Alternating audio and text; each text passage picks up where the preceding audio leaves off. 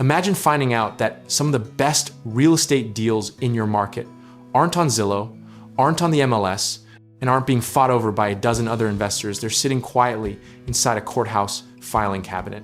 Probate real estate is one of the most under-leveraged lead sources in the entire investing world. And the people who know about it are very intentionally not talking loudly. So let's back up and explain what probate actually is, because the word alone makes most people's eyes glaze over like they just sat down in a law school lecture. When someone passes away and leaves behind property, that property has to go through a legal process called probate before it can be transferred, sold, or touched. And that process creates a public record that you, as an investor, are completely allowed to access. Here's the part that makes this strategy so powerful. The heirs inheriting that property are often dealing with grief, distance, disagreement, and unexpected financial pressure all at the same time. They didn't ask for a house. They're paying property taxes on a house they don't live in, and the last thing they want is to become landlords or renovation project managers from 3 states away. That emotional and logistical pressure is exactly what creates a motivated seller. And motivated sellers are the entire game in real estate investing. We're not talking about people being taken advantage of.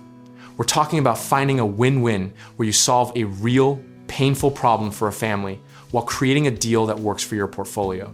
Now let's talk about how you actually get these lists, because this is where people either take action or spend another 6 months doing research. Most counties in the United States file probate cases with the local courthouse or county clerk's office.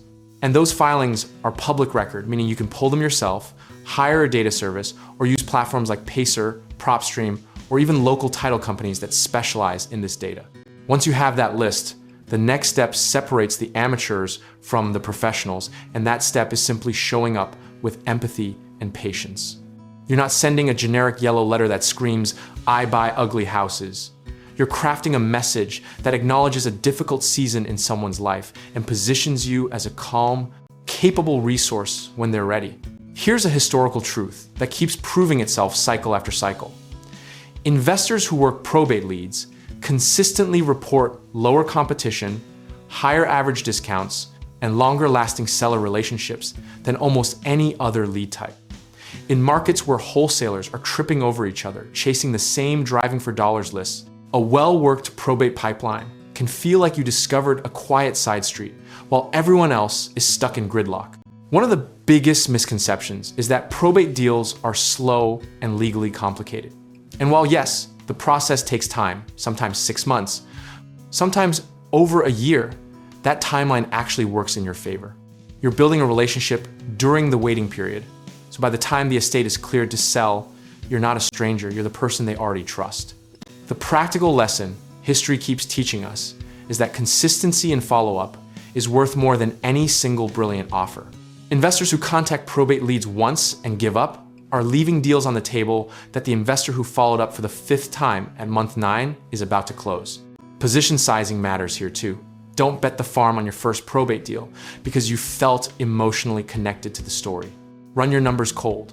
Apply your same acquisition criteria you'd use on any other deal, and let discipline carry you where enthusiasm alone never will. There's also something philosophically interesting about probate investing that doesn't get discussed enough. It forces you to slow down, communicate like a human being, and build a process rather than chase a shortcut. The investors who build sustainable businesses are almost always the ones who treated their lead generation like a system, not a lottery ticket.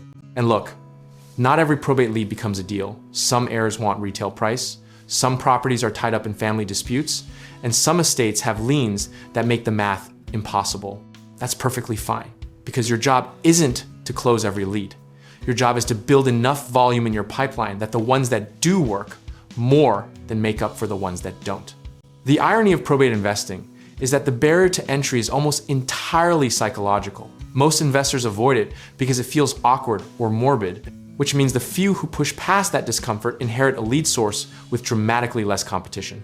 A little emotional courage and a county courthouse login are genuinely all that stand between you and one of the most consistent deal funnels in this business. Discipline, process, and patience, those 3 things will take you further in probate investing than any script, any software, or any guru course ever sold at a weekend seminar for $997. Keep your criteria tight, your follow-up consistent, and your ego entirely out of the negotiation. If you're ready to start building your probate pipeline but aren't sure where to begin, whether that's finding the right leads, figuring out funding, or even handling the rehab once you land the deal, check out our links in the description below where we can help you get started in real estate investing, connect you with trusted home contracting work, and point you toward lenders who understand exactly what you're trying to build.